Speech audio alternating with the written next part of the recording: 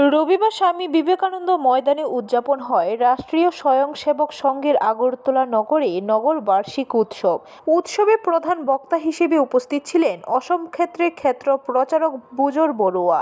এছাড়া প্রধান অতিথি হিসেবে উপস্থিত ছিলেন সনদপ্রাপ্ত হিসাব অজয় কান্তি পাল। ত্রিপুরার প্রান্ত প্রচার প্রমুখ তাপস রায় জানিয়েছেন, এই ধরনের উৎসবে নাগরিকরা সংঘের কাছাকাছি আসার সুযোগ পেয়ে থাকেন। সংঘের কাছাকাছি আসলে নাগরিকরা সংঘ সম্পর্কে, সংঘের কাজকর্ম সম্পর্কে অবগত হতে পারবে।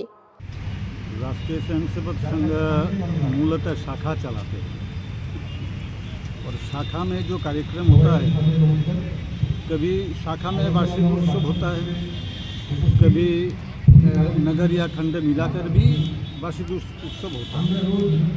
उस हिसाब से त्रिपुरा में जितने खंड नगर है अपने संघ के योजना में, सभी नगर और खंडों में इसी तरह का ये वार्षिक उत्सव हो रहा है। ये मूलतः शाखा में जो कार्यक्रम होता है वही एक कार्यक्रम है जो सम्मिलित होता है, और इस कार्यक्रम में ही हम नगर के नागरिकों को भी हम बुलाते हैं और नगर के नागरिकों को भी एक संघ को